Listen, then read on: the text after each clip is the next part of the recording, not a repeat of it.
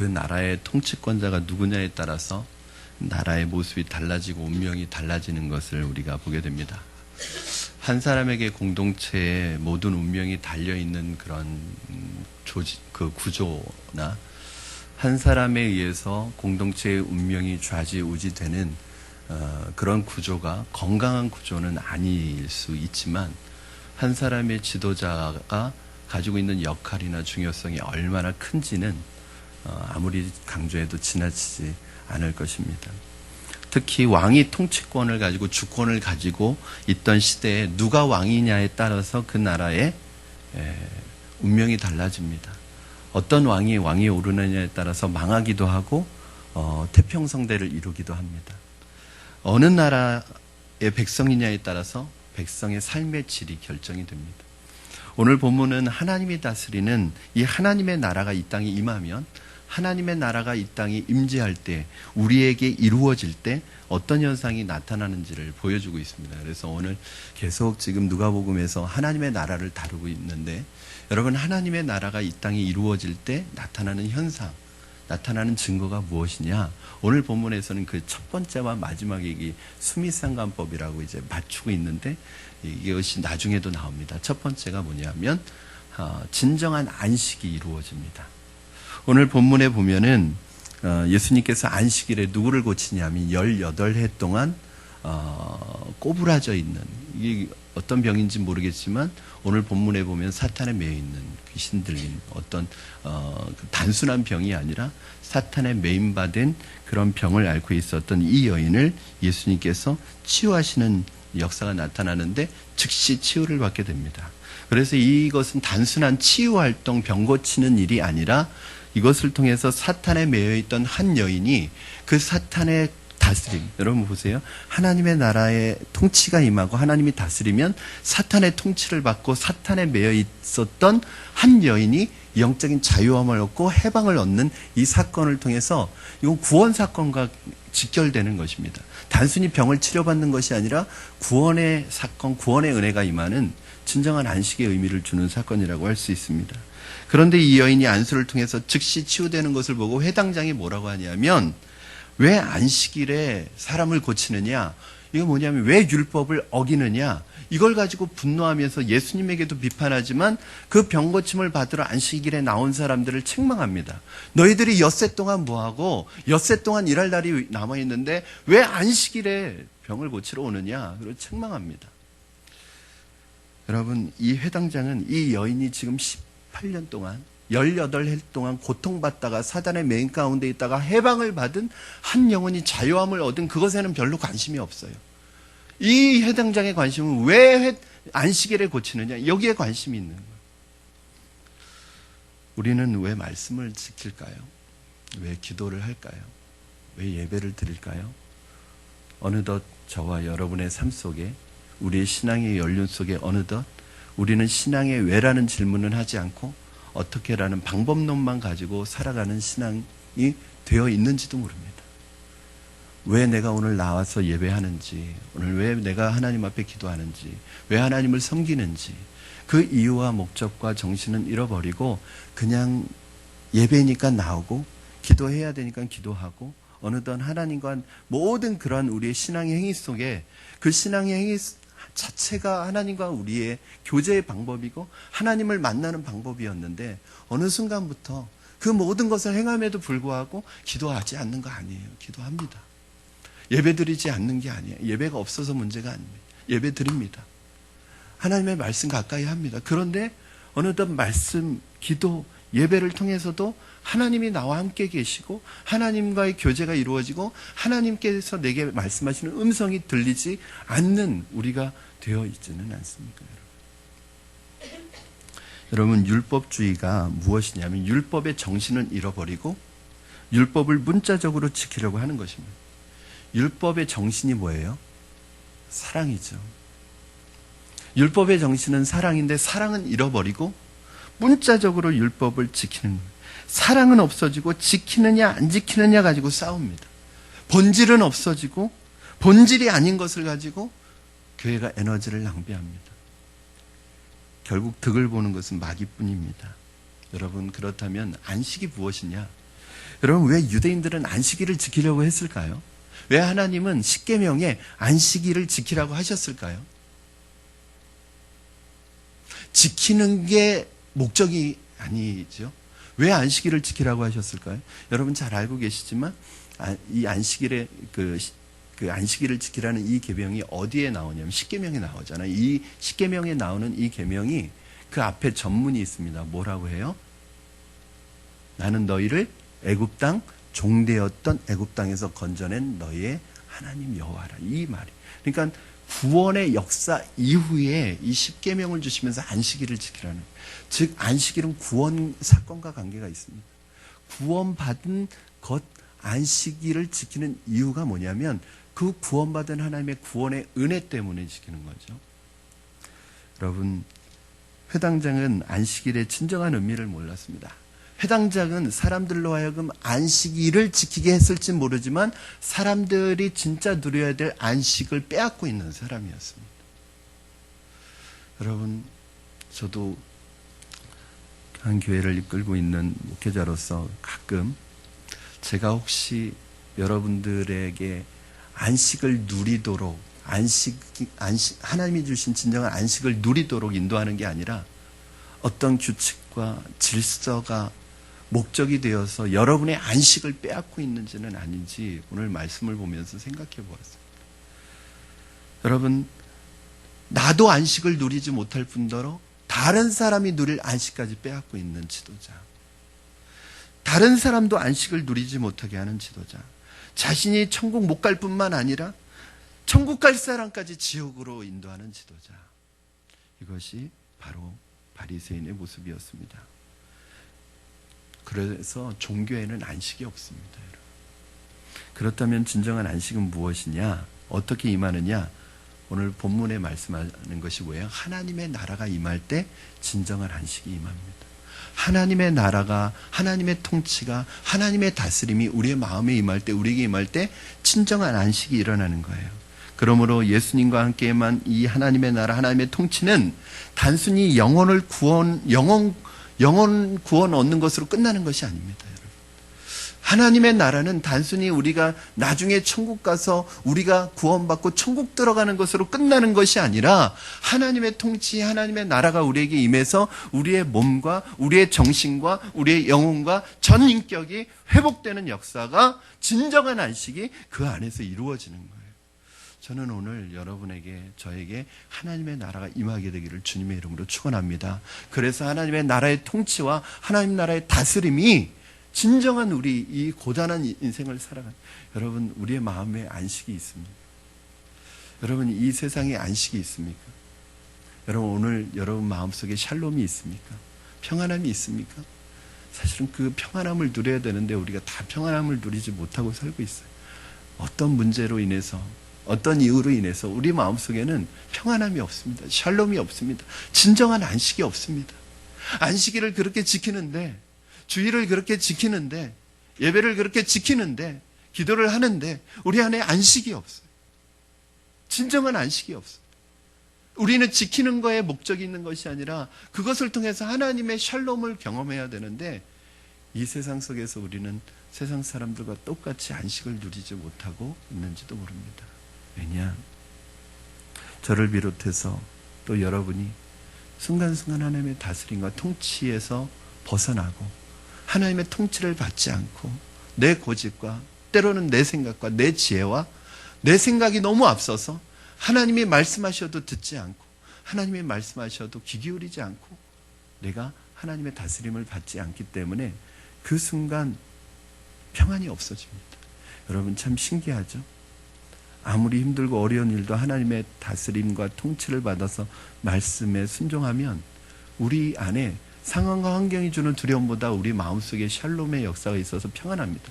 그런데 아무리 좋은 조건과 아무리 많은 것이 준비되어 있어도 하나님의 말씀의 통치를 받지 않고 내 마음대로, 내 고집대로 하나님의 다스림과 주권을 받지 않으면 뭔가 불안합니다. 참 일이 잘 되고 있는데도 불안해요. 뭔가 잘 돼가고 있는데도 불안해요. 그게 뭐냐면 안식이 없는 것입니다. 사랑하는 여러분, 저는 여러분에게 다시 한번 축복합니다. 하나님의 나라가 임하게 되기를 바랍니다. 그 하나님의 나라의 안식과 축복을 누리는 저와 여러분 되기를 주님의 이름으로 축원합니다. 오늘 본문 말씀에서 지상에서 하나님의 나라가 도래하면 진짜 안식이 우리에게 이루어지고, 또 하나는 하나님의 나라가 성장하고 확장되어 가는 역사가 있다는 거예요. 오늘 본문은 사실은 여러분 후반 본문은 너무 잘 아는 내용이에요. 무엇이냐면 겨자씨와 누룩에 대한 비유예요. 그런데 여러분 잘 알겠지만 겨자씨와 누룩의 비유는 어떤 면에서 보면 같은 공통점이 있고 차이점이 있어요. 공통점은 뭘까요? 작게 시작한다는 거죠. 하나님의 나라는 작게 시작하는 겁니다. 하나님의 나라의 위대한 역사는, 복음의 위대한 역사는 거창하고 화려하고 대형화되어서 시작하고 남의 눈에 띄게 시작하는 게 아니라, 이 겨자씨나 그 누룩이나 보이지 않게 시작하고 작게 시작해서 놀라운 영향력을 갖게 되는 것을 말합니다. 이것이 하나님의 나라예요. 그래서 이 공통점이 그것이고 차이점이 있습니다. 겨자씨는 외적인 성장을 얘기하는 거예요. 하나님 나라의 외적인 성장. 여러분, 겨자씨가 제일 작은 거는 아닙니다. 제일 작은 씨는 아닙니다. 그러나 보통 이스라엘 사람들이 관용적으로 표현할 때 작다는 것에 대한 이미지는 겨자씨를 가지고 표현을 합니다. 우리나라 사람들이 작은 걸 좁쌀 가지고 표현하듯이 이 사람들이 가장 작은 건 겨자씨가 아님에도 불구하고 작은 것을 표현할 때는 늘 겨자씨를 말해요. 그런데 그럴 만한 이유가 있어요. 이 겨자씨가 그렇게 작은데도 불구하고 나중에 크면 이것이 나무가 되어서 여러분 몇 미터까지? 4미터까지 자라는 나무가 된답니다. 우리 18절, 19절 말씀 한번 같이 읽겠습니다. 시작. 하나님의 나라가 무엇과 같을까? 내가 무엇으로 비교할까? 마치 사람이 자기 채소밭에 갖다 심은 겨자씨 한 알 같으니 자라 나무가 되어 공중의 새들이 그 가지에 깃들였느니라. 아멘. 여러 번 설명해 드렸습니다. 이 세 가지가 있어요. 여러분, 하나님의 나라는 작게 시작하고 보잘것없게 시작합니다. 하나님의 나라로 대변되는 예수님의 사역과 예수님은요, 작게 시작하고 보잘것없게 시작했고 사람들의 관심 없이 시작했어요. 그게 뭐냐면 이 하나님의 나라에 대변하는, 이 예수님을 통해서 대변되는 하나님의 나라, 예수님은 어떻게 시작했냐면 말구유에서 시작하셨습니다. 베들레헴이란 동네에서 시작했습니다. 여러분, 목수의 아들로 시작했습니다. 모든 것이 작아요. 누구 하나 예수님의 탄생에 대해서, 메시아의 탄생에 대해서는 관심을 가졌지만 예수님의 탄생에 대해서는 정작 아무도 관심 갖지 않는, 그래서 누일 곳이 없어서 말구유에서 태어난 그런 시작을 하셨어요. 그런데 그 당시 사람들에게 아무런 관심도 없이 시작한 이 하나님의 나라인 예수님이 나중에는 어떻게 되시죠? 세계적으로 어떤 위치를 차지하시죠? 전 세계에 쓰여진 책의 절반은 예수 그리스도와 직간접적으로 관련 있는 책들이랍니다. 전 세계 음반의 절반 정도는 예수 그리스도의 영향을 받고 있습니다. 모든 사람들의 문화가, 모든 사람들의 언어가, 모든 사람들의 철학이 오늘 예수님을 배제하고는 이야기가 되지 않을 정도의 그 나라가 확장되어졌습니다. 여러분, 이건 예수님만의 얘기가 아닙니다. 12제자들의 이야기이기도 합니다. 12명의 제자에서 70명의 제자로, 70명에서 500명으로, 500명에서 3,000명, 5,000명, 그리고 고린도의 10,000명, 그리고 20,000명, 50,000명, 이렇게 제자들이 작은 갈릴리 어부 출신들이 아무도 주목하지 않은 그 초라한 사람들로 시작되었던 이 무리가 지금 바닷가의 모래처럼, 하늘의 별처럼 수많은 예수 그리스도의 제자의 무리로 확장되어지고 확대되어지고 성장했습니다. 여러분, 이것은 12제자만의 이야기가 아닙니다. 오늘 저와 여러분의 이야기입니다. 내가 여러분 무엇을 할 수 있을까? 우리가 무엇을 할 수 있겠습니까? 우리가 얼마나 연약하고 보잘것없는 존재입니까? 여러분, 학벌로 따진다면 제가 얼마나 연약한 사람입니까? 여러분, 우리 안에 우리가 자랑할 것이 무엇이 있습니까? 만약에 하나님께서 잘 나가는 사람, 학벌 좋은 사람, 스펙 좋은 사람을 만약에 선택해서 쓰셨다면 그 안에 우리가 들어갈 수 있는 사람이 몇 명이나 되겠습니까? 그런데 하나님의 역사는 참 놀라운 것이 이렇게 보잘것없는 저와 여러분을 통해서 일어난다는 거예요. 여러분은 아십니까? 나같이 보잘것없는 없고 미약하고 가장 작은 나를 하나님은 기대하는 눈으로 지금도 여러분을 지켜보시고 계시다는 사실을 아십니까? 그럼 펜실베니아에 가면 필라델피아 근처에 큰 시골답지 않게 큰 아름다운 교회가 서 있습니다. 이 아름다운 교회는 한 작은 소녀의 기도와 헌금으로 시작된 교회였습니다. 본래 교회가 없었던 이 마을에 한 소녀가 교회당이 세워지기를 간절히 기도하고 있었습니다. 그 소녀는 아주 늘 먼 곳으로 교회를 다녀야 되는 그런 어려움이 있어서 늘 이 소녀가 그렇게 기도했대요. 하나님, 우리 마을에도 교회가 세워지게 해달라고. 그래서 우리 친구들과 함께 마음껏 하나님 예배하고 마음껏 하나님 찬양하고 마음껏 섬길 수 있는 교회가 지어지게 해달라고 그렇게 이 소녀가 기도했답니다. 그리고 어느 날 이 소녀가 이름 모를 병에 걸려서 죽어가고 있었는데 마지막으로 이 소녀가 죽어가면서 자기가 가지고 있었던 그 소녀에게는 전 재산이겠죠.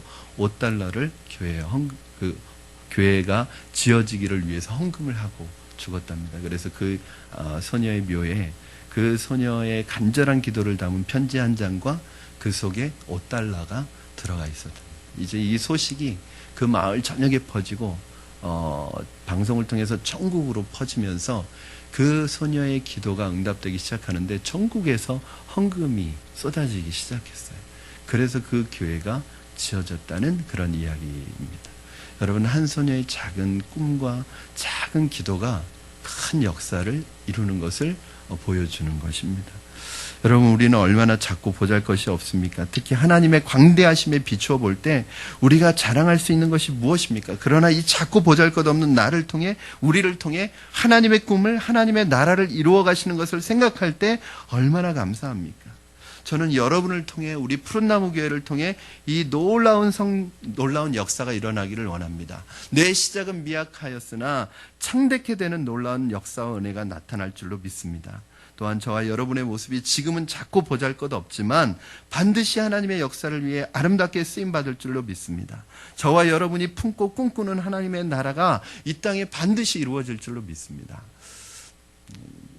최근에 이번에 세미나 가서 우연히 제가 여러분, 제가 가요를 듣게요, 안 듣게요? 들어요. 네. 여러분, 저는 가요 중에서도 성령 충만한 가요가 있습니다. 제가 좋아하는 그 가요, 대중가요 중에 하나가 인순이 씨가 부른 거위의 꿈이라는 것이 있어요. 그래서 제가 이제 그걸 이렇게 틀어놨는데 mp3로 저희 서진이가 그걸 듣더니 지금 일주일 내내 따라 부르고 있는 거예요. 여러분, 그 거위의 꿈, 거위가 하늘을 날지 못하잖아요. 그런데 사람들이 다 비웃는 거죠. 넌 하늘을 날지 못해. 그리고 그 꿈은 헛된 꿈이야. 그런데 이 거위는 늘 자신은 하늘을 날 수 있다. 언젠가는 이 차가운 현실의 벽을 넘어서 하늘을 날 거라는 꿈을 꾸고 있어요. 여러분, 그게 저는 인순이 씨가 불러서 더 의미가 있어요. 인순이 씨가 그 호녀라잖아요. 그래서 가수로 데뷔했지만 얼마나 많은 편견에 부딪혀서 인기를 많이 누리지 못했어요. 그런 최근에 와서 더 인기를 누리는 것이 마치 그 꿈이 이루어져 가는 것 같은 느낌이 들어요. 그리고 제가 그렇게 썩 좋아하지는 않지만 신해철이라는 가수가 있는데 민물장어의 꿈이라는 노래가 있습니다. 이 민물장어가 언젠가는 자기가 바다로 나갈 것이라는 그런 내용이고, 여러분, 저는 이 꿈이라는 단어만 들으면 막 가슴이 설레고, 여러분, 그 거위의 꿈이라는 그 설교 시간에 이 대중가요를 설교하고 있어서 거위의 꿈이라는 이 가사를 보면요, 금수저를 들고 태어난 사람은 도저히 이해 못합니다. 모든 좋은 환경을 다 가지고 태어난 사람은 이해 못하는 꿈, 현실의 벽이 뭔지 그런 거 모르잖아요. 그런데 그 가사의 내용이 저에게 이렇게 와닿는 이유는 제가 현실의 벽을 많이 가지고 있기 때문인 것 같아요. 많이 가지고 있지 못한 배경을 가지고 있기 때문인 것 같아요. 그런데 그 현실의 벽을 하나님께서 늘 뛰어넘게 해주셨어요. 여러분, 꿈이라는 단어가 저는 오늘 이 하나님 나라의 꿈으로 한번 연결시켜 봤으면 좋겠습니다. 그 제자들이 12명이 처음 복음을 전할 때, 예수님과 이 제자 그룹이 12명이 복음을 전할 때, 이거 너무 작은 겨자씨 같고 누룩 같아서 아무도 관심 가져주지 않고 오히려 현실의 벽에 부딪혀서 너희들의 꿈은 가짜야, 너희들의 꿈은 이루어지지 않을까, 이 수많은 비판과 그런 과정 속에서도 이 꿈을 꾸었던 사람들이 있기 때문에 오늘 그 복음의 능력을 우리가 경험하고 있는 거 아니겠습니까? 여러분, 저는 그 대학 다닐 때 CCC 출신이거든요. 김중곤 목사님이 그 영원한 청년 김중곤 목사님이 90세가 넘으셔서 소천하셨는데, 이 영원한 청년 김중곤 목사님이 처음 대학생 선교회를 시작하면서 꿈을 꾸었어요. 그게 비전인데 이 꿈이요. 저는 이 가사를 들으면 지금도 이 제 마음속에 감동이, 교회가 뭘 해야 되는가 진짜. 교회가 하나님이 주신 이 하나님 나라의 꿈, 하나님 나라의 확장에 대한 복음 전함의 꿈을 꾸지 않으니까, 이 에너지가 밖으로 나가지 않으니까, 이것을 교회 안에서만 서로 이 에너지가 부딪히니까 이게 교회가 어려움이 있구나. 교회가 뭘 향해서 나가야 되는지.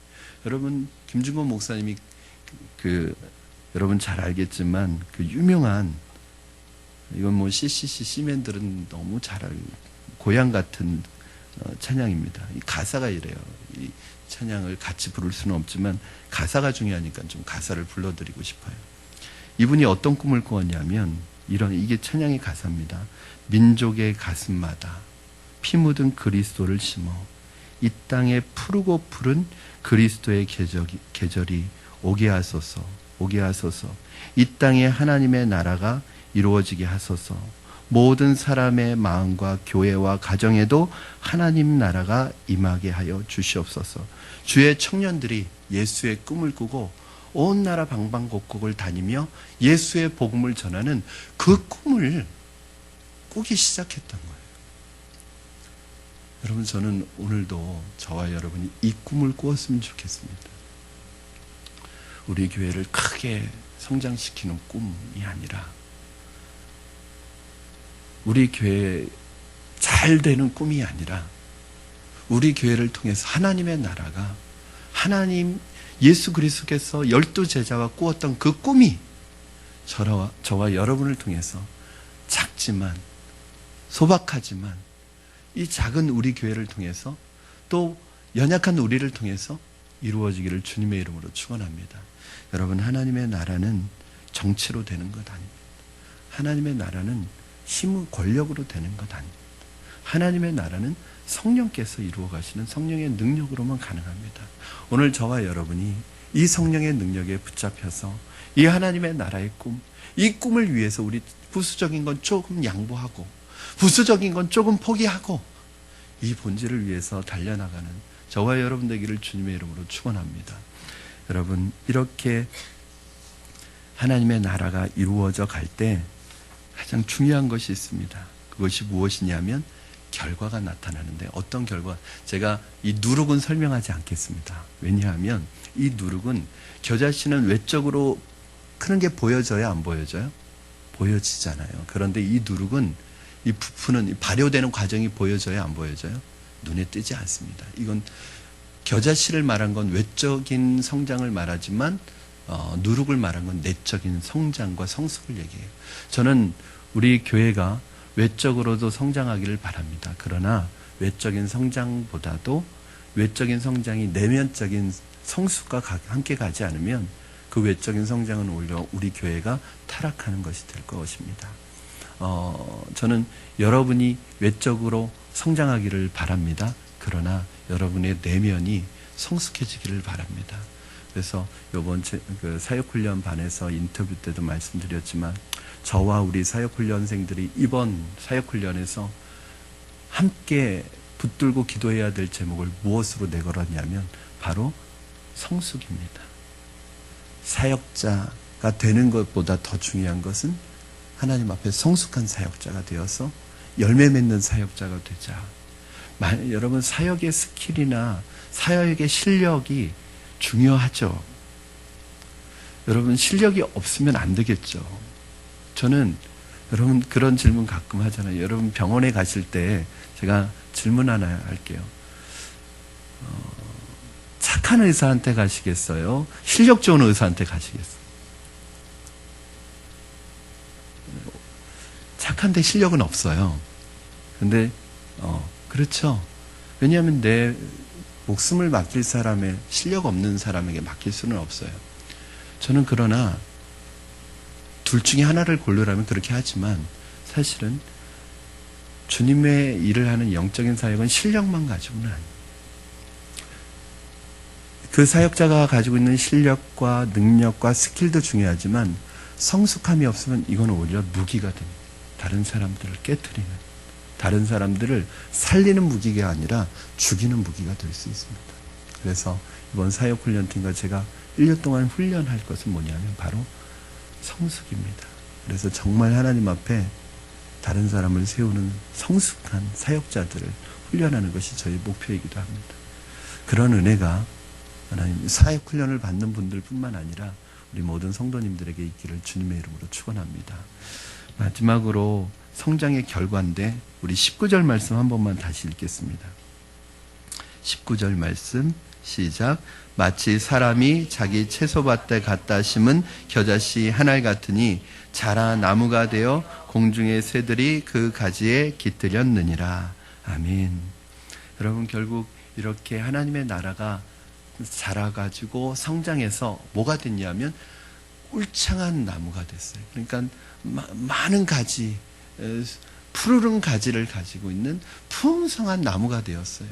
그랬더니 그 가지에 뭐가 깃들여요? 새들이 와서 깃들이기 시작했습니다.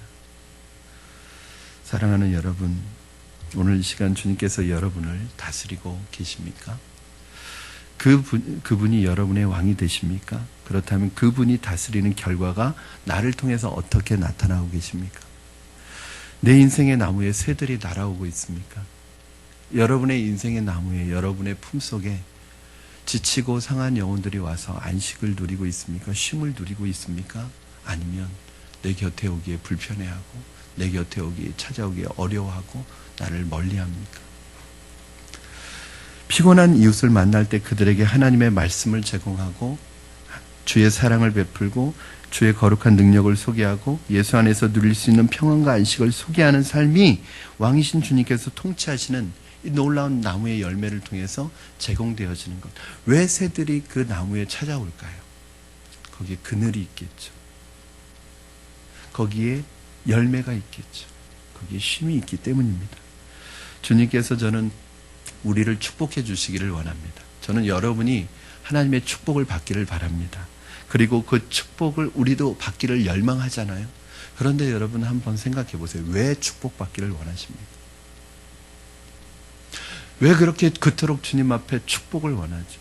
저도 새벽마다 기도합니다. 하나님, 저를 축복해 주시고 우리 푸른나무 교회를 축복해 주시고 우리 푸른나무 교회에 속한 모든 성도들이 하나님의 복을 누리는 자가 되게 하여 주시옵소서. 그렇게 간절히 열망하고 기도합니다. 그런데 왜 그렇죠?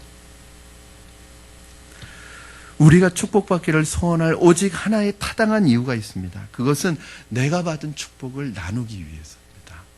여러분, 하나님께서 우리에게, 내게 건강을 주신 이유도, 나에게 아직까지 삶을 주신 이유도, 나에게 생명을 주신 이유도 내가 남에게 축복이 되게 하기 위해서입니다. 내게 주신 사랑을 가지고 나누라고, 내게 주신 건강을 가지고 나누라고, 내게 주신 은혜를 가지고 피곤한 이웃들에게 내게 주신 그 안식을 나누라고 하나님께서 여러분을 축복하셨고 여러분을 지금까지 인도하셨습니다. 저는 이 축복의 물줄기가 끊어지지 않기를 바랍니다. 만약에 여러분에게 주신 이 축복이 여러분을 통해서 계속 흘러가지 않고 여러분이 그 축복을 흘려보내는 통로가 아니라, 제가 그 축복을 흘려보내는 통로가 아니라 나한테 딱 맞고 가로막고 나만 누리려고 한다면 그 축복은 썩은 축복이 될 것입니다. 저는 우리 교회가 복받기를 원합니다. 우리 푸른나무 교회가 하나님의 복을 경험하기를 원합니다. 이유가 무엇이냐? 우리 교회 잘 되기 위해서, 우리 교회가 유명한 교회가 되기 위해서 아닙니다. 우리 교회만 잘 되면 뭐 하겠습니까? 우리 교회가 잘 되기를 바라는 유일한 이유가 무엇입니까? 여러분, 주변의 사람들에게, 이웃 교회들에게 더 많은 우리의 공동체, 한 걸음 더 나아가서 우리 사회 속에서 축복된 존재가 되기 위해서 축복을 소원하고 계십니까? 최근에 주변에 그 인천, 그리고 주변에 근처에 있는 지방에, 그리고 한 분은 저쪽 물레동 쪽에 있는 목사님들과 말씀을 나누고 있습니다. 뭐냐면, 전에도 설교 시간에 한번 나눈 적이 있는데, 한 분은 5년 동안 개척하시고 이제 교회를 그만두겠다라는 결심을 가지신, 왜냐하면 너무 힘들어서, 그리고 성도들이 너무 안 따라줘서, 그리고 교회는 성장하지 않고 또 이사 갈 때가 됐는데, 옮길 때가 됐는데, 여러분, 개척교회의 어려움은 주인이 나가라고 하면 예, 옮겨야 되는데, 그런데 옮길 수 있는 힘은 없고, 성도들은 따라주지 않고, 성도들은 다 자기 생각만 하고 자기 살 길만 찾고, 그런 어려움 속에서 목사님이 개척 5년 만에 내가 이제 목회 그만하겠다고 성도들에게 선포해 한 목사님입니다. 또 한 분은 개척한 지 10년 되신 목사님이신데, 10년 되셨는데 똑같은 이유로 10년 되는 해에 사무연에서 이제 그만하겠다라고 선언하셨던 분. 그리고 한 분은 지금 개척을 준비하고 계시는 목사님. 이분들의 상황은 조금씩 다르지만 한 가지는 동일했습니다. 어떻게 목회해야 되느냐. 그래서 저는 우리 들어보니까 지금까지 양육에 대한 훈련에 대한 훈련 한 번도, 제가 교회 물어봤습니다. 목사님, 교회 양육 과정이 있습니까? 말씀을 어떻게 성도들을 훈련하십니까? 그랬더니 아무것도 없어요. 교회 말씀을 가르치는. 그럼 어떻게 하셨습니까? 그랬더니 이렇게 친분으로, 정으로, 교제 중심으로 매 주일마다 또는 한 달에 한 번씩 놀러 다니면서 이렇게 친분을 쌓아왔다는 거예요. 그거 너무너무 잘하시는 분들이 있어요. 그런데 5년 지나니까, 성도들 마음속에 10년 지나니까 갈급함이 생기기 시작합니다. 정으로도 이어갈 수 없는 뭔가 배고픔이 생기기 시작합니다. 그동안 정으로 왔는데 지금부터는 배가 고파서 못 견디는 사람들이 생깁니다. 이제 그 부분을 함께 나누면서 목사님들이 그런 고백을 했습니다. 목사님, 목회 저한테 책임이 있는 것 같다. 다시 시작하겠다. 그래서 이제 작년에 한 목사님이 제자훈련을 교회에서 다시 시작하셨어요. 그래서 지금 올해 이제 그 수료를 하는데 1년 지났는데도 교회가 많이 달라졌어요. 그리고 지난주에 두 분의 목사님이 또 오셨어요. 한 분은 구리에서 지금 목회 3년째 개척을 해서 지교회로 나와서 개척을 하신 목사님인데, 지금 3년 동안 한 20여 명의 개척 멤버를 데리고 시작했는데, 한 8명의, 네 가정이라고 했으니까 8명의 개척 멤버를 데리고 시작했는데, 지금 한 아이들까지 20명 정도 모이는데, 이제 그 모교회에서 1년간 더 유예를 해줘서 1년간 더 지원을 해주기로 했대요, 다행히. 근데 성도들을 양육시키는 부분이 전혀 준비가 안 돼 있었습니다. 그래서 제가 목사님들에게 제가 가지고 있었던 건 다 드렸습니다. 저희 교회 새가족반 확신반 다 드렸습니다. 그냥 목사님 교회에서 다 쓰시라고. 중보기도 학교, 뭐 사역훈련, 제자훈련 자료 다 드렸습니다. 받는 분이 그래요. 그냥 이렇게 가져가도 되는 거냐. 쓰시라. 만약에 이거 가지고 만약에 하실 수 있다면, 도움이 된다면, 교회가 성장할 수 있다면, 교회가 회복될 수 있다면, 이것도 제 거 아니라고. 다 가져가시라고. 다 드렸어요. 그 인천에서 5년 된 목사님은 지난주에 저희 교회 새가족반 교제를 가지고 지난 연말에 5주 동안 성도들과 새가족반을 했대요. 너무 반응이 좋아서 지난주에 확신반 교제 20권을 얻으러 왔어요. 다 드렸어요. 이거 사야 되는 거 아니에요? 그냥 가져가시라고. 저는 꿈이 있습니다. 우리 푸른나무 교회만 잘 되는 교회 저는 원하지 않습니다. 우리 교회가 잘 돼야 되는 이유는 분명합니다. 뭐냐면 저는 개척교회의 모델이 되고 개척교회의 소망이 돼서 어렵고 힘든 개척교회들을 같이 손잡고 일어나는 꿈과 비전이 저에게 있습니다. 그것이 하나님의, 이제는 한두 개의 대형 교회가 한국교회 전체 영성을 이끌고 가는 시스템이 아니라 작은 작은 교회들이 살아나서 이 작은 교회들이 함께 협력해서 네트워크를 이루어서 하나님의 나라를 이루어가는 그 하나님의 나라를 하나님께서 제게 꿈꾸게 해주셨어요. 사랑하는 여러분, 여러분만 잘 되지 않기를 바랍니다. 여러분이 받은 축복이, 여러분이 받은 은혜가 다른 사람을 살리는 데 사용되어지고 다른 사람을 회복하는 데, 다른 사람에게 복이 흘러가는 데 사용되어지기를 주님의 이름으로 축원합니다. 사랑하는 여러분, 저는 우리 푸른나무 교회 작게 시작했잖아요. 18가정 14명이 교회를 시작했잖아요. 하나님께서 이 하나님 작고 보잘것없게 시작한 이 교회를 통해서 이루어 가시는 하나님의 나라, 저는 나중에는 그런 꿈을 꿔요. 우리 푸른나무 교회가 정말 이 겨자씨 한 알이 나무가 되어서 그 울창한 나무 가지에 새들이 와서 깃드는 것처럼 지치고 상하고 상처받고 아픔을 가진 성도들이 우리 푸른나무 교회에 와서 회복을 경험하고 치유를 경험하고 회복되어지는 그러한 겨자씨 나무와 같은 교회가 되기를 소망하고 있습니다. 사랑하는 여러분, 이 하나님 나라의 꿈을 저와 여러분 같이 꾸어가셔서 정말 우리 푸른나무 교회가 많은 영혼들을 섬기고 그들을 회복하고 그들을 하나님의 나라의 일꾼으로 세우는 그런 교회가 되기를 주님의 이름으로 축원합니다. 그러기 위해서는 여러분 안에 하나님의 나라가 먼저 이루어지셔야 돼요. 참 감사한 것은 저희 교회가 우리 개척 멤버들하고 한 2달 동안 개척을 준비하면서 기도해야 할 때 가졌던 기도 제목이 있어요. 뭐냐면 하나님, 상처받고 지치고 아픔을 가진 사람들 보내달라고 그 기도를 계속했어요. 근데 참 신기하게도 우리 교회는 상처받고 지치고 어렵고 아픔을 가진 분들이 정말 많이 없어요. 저는 참 감사해요.